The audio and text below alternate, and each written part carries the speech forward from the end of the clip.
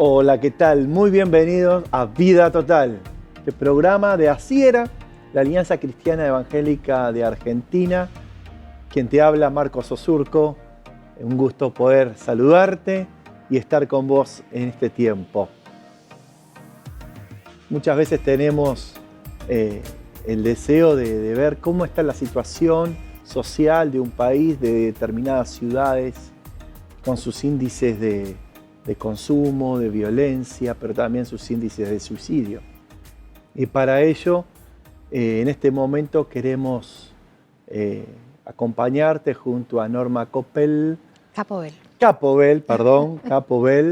Ahí ella es miembro de ACIERA, es coautora de lo que es el protocolo, también prevención al abuso infantil, a la violencia hacia la mujer institucional. Y aparte de ser abogada, mamá y con un corazón grande, misionero de servicio, Norma también tiene una diplomatura en intervención comunitaria. Y bueno, Norma, gracias por estar, por venir y compartirnos estos temas tan importantes. No, gracias a vos, Marcos, por la oportunidad de poder visualizar estos temas. Visualizar es fuerte esa palabra. Lo que no se ve parece ojo que no ve, corazón que no siente, ¿no? Y qué bueno que podamos hablar de esto, pero quizás no de una perspectiva de condenación, ¿no? Sino de una perspectiva de ayuda y de propuesta, que es lo que tiene la Iglesia Evangélica Cristiana de Argentina para la sociedad. Porque a veces nos quedamos solamente con que una iglesia evangélica sí está en los barrios necesitados, en los countries, hay creyentes, en diferentes contextos, pero no se sabe qué se puede hacer o qué propuestas podría traer para la sociedad, para vivir mejor. El consumo, en la sociedad se consume muchas cosas. Cuando hablamos de consumo problemático, ¿a qué nos referimos? Mira, Marcos, la gente por lo general cuando escucha la palabra consumo problemático lo asocia con el consumo de sustancias, pero esto es mucho más amplio. Nos estamos refiriendo a cualquier consumo que por su gran cantidad nos produce o nos provoca un problema o una dificultad o una discapacidad. O sea, si yo tengo un consumo de horas en las redes sociales y eso me impide cumplir con mis obligaciones laborales o con mis obligaciones familiares, eso es un consumo problemático, me está generando un problema. ¿Cuándo tendría que empezar a llamarnos la atención esas alarmas, danger? En lo que refiere al consumo, por ejemplo, de redes, cuando yo paso demasiado tiempo, que abro los ojos. Viste que hay gente que abre los ojos y tiene el teléfono y ya está viendo a ver qué pasó en Instagram, qué pasó en Facebook, controlando Twitter. No porque le mandan algo del trabajo para ir a trabajar, ¿no? No, justamente. Al contrario, a ver la vida de los otros un poquito, claro, ¿no? Es esa necesidad de estar metido en la vida de los demás. Claro. Ayer escuchaba un análisis, ¿no?, de que hacían unos adolescentes cuando se les planteaba esto, decir, qué loco, hay gente que hasta publica lo que va a comer. Claro. ¿Por qué tengo esa necesidad de exponer todo? ¿Y por qué tengo esa necesidad de saber todo de tu vida? ¿Y a qué se debe eso? En tus estudios, porque vos estudiaste teología, sos capellana, sos abogada, tenés roce con muchísima gente. ¿Por qué esa necesidad existe en la persona? Porque tenemos una carencia muy grande espiritual. Porque nuestra vida está vacía. Necesitamos llenarla con algo. Entonces, por eso la importancia de la iglesia, porque nosotros tenemos la respuesta a esa necesidad. Claro. Pero el mundo, la persona que no conoce a Cristo, la persona que tiene ese vacío, que tiene todo, pero que a pesar de tener todo, no puedes lograr el contentamiento o la paz, necesita llenarlo de alguna manera. Entonces lo llena a través del uso de las redes, lo llena a través del consumo de sustancias, lo llena a través de las compras. Claro. O sea, hay personas que compran compulsivamente pensando que eso va a llenar ese vacío que tienen y tienen su casa llena de cosas pero su vida sigue exactamente igual. Y vos te das cuenta que cuando Dios interviene en esa vida y cuando Dios transforma y esa persona se deja moldear por el Espíritu Santo, ya no tiene la necesidad de ese consumo que le generaba problemas. Hay personas que han perdido hasta sus propiedades. Les provoca como una ansiedad, ¿no es cierto? De más y más. ¿Se puede salir de esa situación? Absolutamente. Tenemos en tus estudios, acá una diplomatura en intervención comunitaria, ¿se puede salir de ese estado de hoy? Sí, sí que se puede salir. Bien. Sí que se puede salir. Esto necesita de un estudio integral. No es, por ejemplo, yo soy compulsivo en comprar viromes. Entonces me acumulo viromes, como esos acumuladores, ¿no? Vemos algunos programas de televisión, ¿no? Los acumuladores. Cada uno debe tener lo suyo. Di un ejemplo, la lapicera. No es que yo soy un compulsivo de las lapiceras, no. Ya te vi 5. No. Y las que no viste más atrás tampoco. ¿Cómo ayudar a una persona integralmente, más allá de que quizás su objeto sea ese? La ayuda tiene que ser integral porque es médica, es a través de la terapia, muchas veces a través de un tratamiento psiquiátrico y también la ayuda espiritual. Claro. Debe ser integral. O sea, también estamos como desaprendiendo, desandando el camino para volverlo a andar, sobre todo nosotros los cristianos, ¿no? Cuando hace mucho tiempo atrás, si vos ibas al psicólogo, si ibas al psiquiatra, estaba mal visto. Claro. Y tenemos que empezar a desmitificar esto, porque, Marcos, si a vos te duele la panza, vas al gastroenterólogo. Si te duele la rodilla, vas al traumatólogo. Entonces, si tenés un problema mental que resolver, el Señor también creó a los psiquiatras y a los psicólogos. Entonces, tenemos que, como iglesia, en este mundo tenemos que aprender a desmitificar esto y a poder ofrecerle a nuestros hermanos y a las personas y ayudarles a entender, acompañarlos en este proceso de que es necesario muchas veces un tratamiento.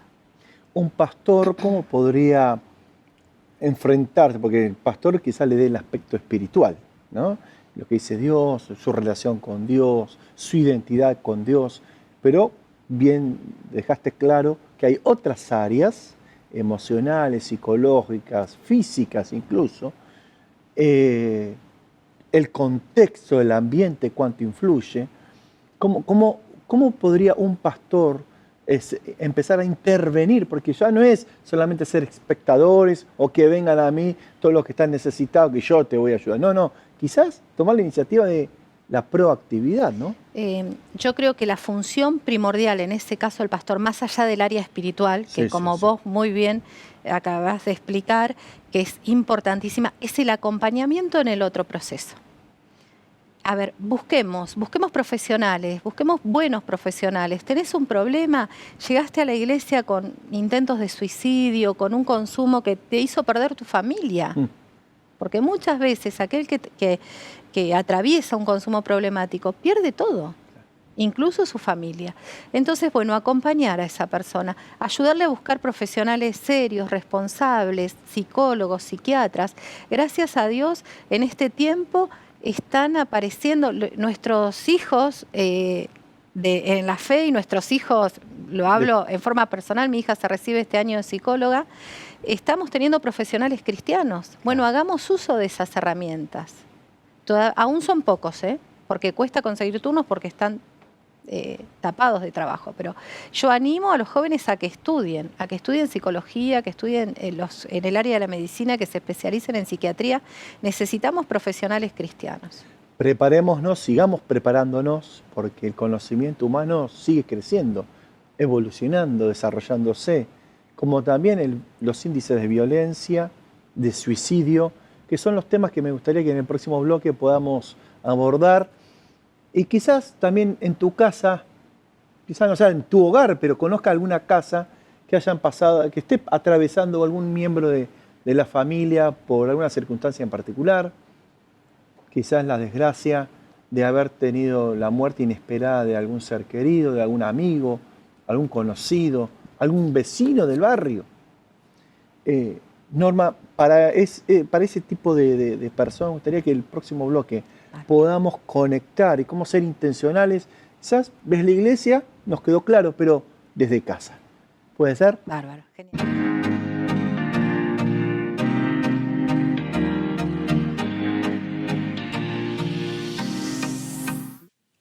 La educación sexual es parte de la educación familiar y, como decíamos, se educa fundamentalmente a través del ejemplo, de la acción y del actuar cotidiano en las vivencias diarias dentro de la familia. Todos los miembros de la familia van educando de alguna manera a los otros miembros porque es un interactuar constante, es una educación informal, porque no hay un programa a seguir, pero sí es importante que los padres, sabiendo la importancia de su labor, la responsabilidad también de su labor como educadores fundamentales de sus hijos, también en el área de la educación sexual, tomen conciencia de la importancia de su trabajo, de su labor como educadores de sus hijos y que cómo va a impactar esta educación en la vida de sus hijos, porque la educación familiar es la educación que mayor impacto va a tener y por más tiempo va a tener en la vida del niño, y tomen conciencia de eso y se hagan responsables de esa educación. Digamos, hay una intencionalidad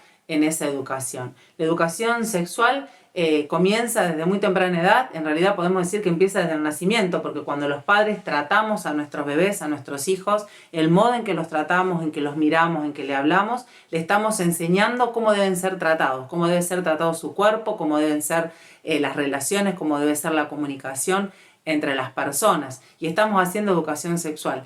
Después, cuando los niños van creciendo, les vamos a enseñar cuáles son las partes de su cuerpo, por el nombre, no se inventan nombres, las partes, los genitales tienen nombres tan nombres como los brazos, las piernas, una vulva o un pene, digamos, no se le pone apodos a los genitales, sino que se trata con la misma dignidad y con mayor cuidado las partes privadas que las públicas, se le enseña a cuidar estas zonas privadas y también se les enseña que hay lugares privados, y lo importante es que seamos coherentes en cuanto a esta educación. Nosotros no podemos decirle al niño que ellos son dueños de su cuerpo y que nadie puede tocar sus cuerpos, y que cuando ellos estén en el baño no entrar como si no estuvieran porque tiene que ir a buscar algo, porque total son chiquitos. Lo mismo cuando se están bañando. Si nosotros decimos que nadie les puede obligar a hacer lo que ellos no quieren, no podemos obligar a nuestros hijos a darle un beso a un familiar o un amigo con los que ellos no se sienten cómodos o sencillamente no quieren dar ese beso. Digamos, se puede enseñar, se puede educar a no ser grosero,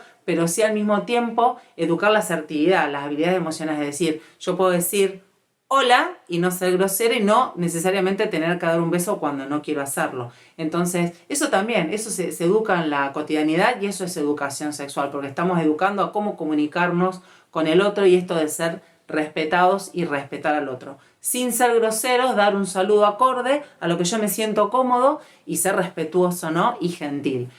Va pasando el tiempo y nosotros tenemos que enseñar a los hijos cuáles van a ser los cambios que van a tener en la pubertad. Nos tenemos que anticipar a esos cambios, en cuanto a los cambios físicos, en los cambios psicológicos, en los cambios emocionales, porque todo esto responde a la pubertad, ¿no? Este despertar hormonal y este cambio físico, este desarrollo que se da, que impacta en la psiquis, en las emociones y en las relaciones de nuestros hijos. Nos tenemos que anticipar a eso para que ellos puedan saber que esto que les va a pasar es normal, que es normal que se sientan como se van a sentir, sobre todo estas cuestiones emocionales, desbordes emocionales, para que ellos se puedan anticipar, lo puedan prever, puedan no sentirse anormales o raros por lo que están pasando y puedan acudir a nosotros en búsqueda de ayuda. Y en cuanto a la genitalidad, al acto sexual, a la relación sexual, en cuanto al acto sexual, a determinada edad también se va a hablar de eso, no siendo demasiado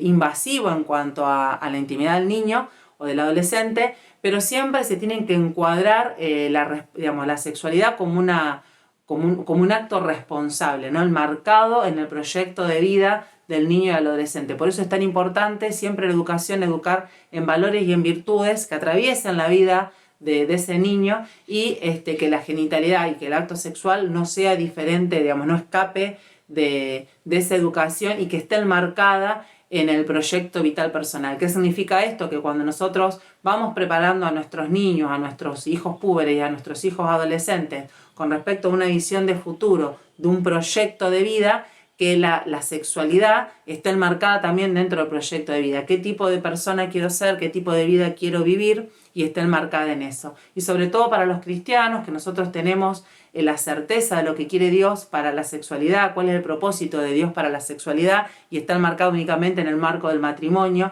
Entonces, poder educar también en ese sentido, no con nones, sino con para qué por ahí, ¿no? Fundamentar nuestras respuestas en la verdad de la ciencia, de la biología, de otros tipos de ciencias sociales y psicológicas, pero también en la verdad absoluta que es Jesucristo y su palabra.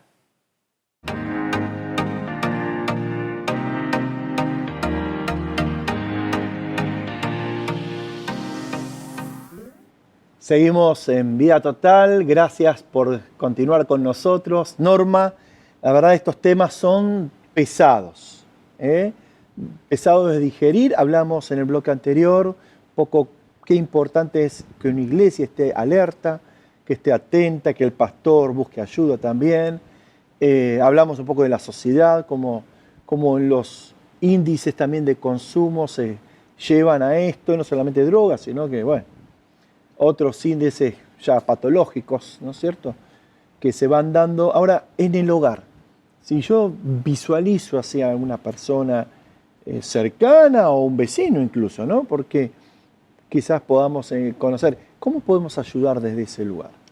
Mira, primero debemos estar alerta a las llamadas de atención. En el caso del trastorno de comportamiento suicida, hay un mito que dice que el que se va a suicidar no avisa. Claro. Y en realidad sí que avisa, porque hay un montón de circunstancias, a veces son palabras y a veces son acciones anteriores que te van avisando qué es lo que está pasando por su vida. Entonces debemos primero estar alerta a eso. Norma, ¿y cómo avisa un suicida que se va a suicidar? Por ejemplo, tenés varios factores de riesgo. El aislamiento. Aislamiento. La frustración. Si vos ves que alguien está frustrado, que siente que nada le sale bien, que está deprimido, fracasado, y como que no, deprimido, ves que no sale de esa. No puede avanzar. Angustia. Claro. Hay personas que viven en un estado de angustia constante, que no pueden salir. Personas que han tenido que transitar un proceso de separación, de divorcio, enfermedades. Muchas veces la enfermedad física trae aparejada una depresión que te lleva a tomar decisiones que no son las correctas. Exclusiones. Esto pasa mucho en el caso, en los colegios, en la edad escolar. Chicos que se sienten excluidos, que no están integrados, que no son parte de los grupos. Si vos ves un compañero que está, un joven, un adolescente, un niño que está en la escuela solo en el patio, que no se junta, que no habla con nadie, ese chico algo le está pasando. Algo le está pasando, debemos actuar. Bueno, de más está decir, como hablábamos en el bloque anterior, si vos ves que es una persona que tiene un consumo de cualquier tipo de los que existen, que le está generando un problema, o sea, vos acá tenés una lista de factores de riesgo. Si vos ves una persona que por lo menos le podés identificar 4 de esos factores, y bueno, ahí hay que intervenir.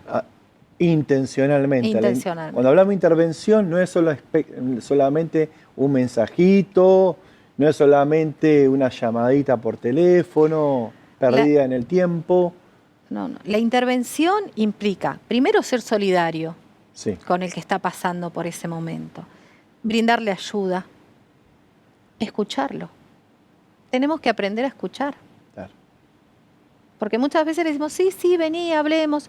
El pastor lo escucha, la persona empieza a hablar y el pastor le tira con la Biblia por la cabeza y a lo mejor lo que la persona necesita es ser escuchado y al final acompañado. Claro. Podemos, obviamente debemos sentir empatía por el que está sufriendo, podemos acompañarlo en el proceso de buscar profesionales, incluso muchas veces hasta llevarlo a acompañarlo en un proceso de internación, en casos extremos. Claro. Activar, movilizarse, eso va a requerir de nosotros tiempo, quizás hasta dinero, preocupación, porque ya uno tiene sus preocupaciones y esto sería algo, pero lo interesante es que uno va a salvar vidas. Uno va en rescate sin descuidar lo propio, pero se extiende a más allá. En estas alertas y esta situación de suicidio, son casos extremos, ya a veces lamentamos, ¿qué pasó? ¿No? Pero estas alarmas que nos comentaste, Norma, creo que son claves. Ahora, ¿los niños también están dentro de este rango? Mira, Marcos, yo vengo de la ciudad de Campana. Campana, provincia de Buenos provincia de Aires. Buenos Aires, zona norte. Estamos en el límite con la provincia de Entre Ríos. La ciudad de Campana tiene el índice más alto de suicidio infanto-juvenil de la provincia de Buenos Aires. Es un tema realmente preocupante. Y la edad, o sea, la franja etaria de las personas con trastorno de comportamiento suicida ha descendido a tal punto que estamos hablando de niños de 4 o 5 años. Wow. O sea, el nivel de frustración ya no es del abuelito, del adolescente o del joven que lo dejó la novia. No. Estamos hablando de niños que por ahí pasan mucho tiempo solos porque sus papás tienen que trabajar, librados al uso de los dispositivos, de las redes sociales. O sea, son captados por movimientos que obviamente sabemos que detrás de eso no hay nada bueno. Y nos referimos a estos juegos que a veces aparecen y que son noticia, ¿no? No solamente de Argentina, estamos hablando de Corea del Sur, de Europa, Estados Unidos, de otros países latinoamericanos. Esto es un flagelo internacional. Flagelo. Es mundial. Lamentablemente es mundial. Y como iglesia no nos podemos quedar de brazos cruzados. Hay que tener un ojo crítico en eso, ¿no? Y buscar de anticipar estas situaciones y circunstancias. ¿En qué ambientes los niños pueden expresar estos deseos, pensamientos? Vamos a hablar, no sé si son deseos como tal, pero sí quizás pensamientos de quitarse la vida. Mira, nosotros como institución de fe tenemos muchos ámbitos donde los niños pueden abrir su corazón. La escuela bíblica, los campamentos, las actividades que hacemos con ellos. Sí, nosotros, por eso la importancia también de que los maestros se capaciten en estos temas, claro, para poder detectar estas situaciones. Un niño tal vez no lo va a hablar con sus papás, claro, pero sí lo va a manifestar con su líder de adolescente, con su maestro de escuela bíblica, con el líder en el campamento. Y tenemos que empezar a saber y ser conscientes de esto, que el trastorno del comportamiento suicida nos afecta directa o indirectamente a todos. Ya no estamos librados de esto. ¿Cómo podemos ayudar a un niño en este proceso? Sobre todo que hacerle sentir que tiene el espacio para poder abrir su corazón. Un ambiente de confianza en un ambiente y confidencia, digamos, ¿no? Porque tampoco uno va a salir a... Absolutamente, que él sepa que puede contar con nosotros, que él puede abrir su corazón, que lo vamos a escuchar, que no lo vamos a retar, pero sí lo vamos a ayudar. Es muy importante esto. Por eso también la importancia vuelvo a insistir, de la capacitación. Porque no hemos nacido sabiendo cómo manejar estos temas. No, nadie. Entonces debemos capacitarnos, las iglesias deben ser intencionales, vos usaste la palabra intencional, debe ser intencional en invertir dinero, y acá sí me voy a referir al dinero, en invertir dinero muchas veces para capacitar a sus maestros y a sus líderes. ¿Dónde podemos encontrar este tipo de ayuda? Que una iglesia, una familia, un líder determinado pueda, para interiorizarse con respecto al consumo, con respecto al tema del suicidio. Yo en lo personal cursé la diplomatura a través de la Fundación Prevenir es Amar, que está dirigida por Matías Cornetz en las redes sociales, pero hay infinidad de instituciones que están trabajando estos temas. Asiera, ¿puede asesorarnos en este...? Absolutamente. Asiera tiene, a través del Departamento de la Niñez, al Departamento de Salud, incluso salió algo muy interesante hace unos días atrás en las redes de Asiera, de que se ofrece ayuda a los pastores sobre estos temas, sobre la salud mental. Salud mental. o sea, es más complejo de lo que uno cree. Wow, tenemos que tomar cartas en el asunto, me parece, Norma. Y utilizar las herramientas que tenemos a disposición. Tal cual, tal cual.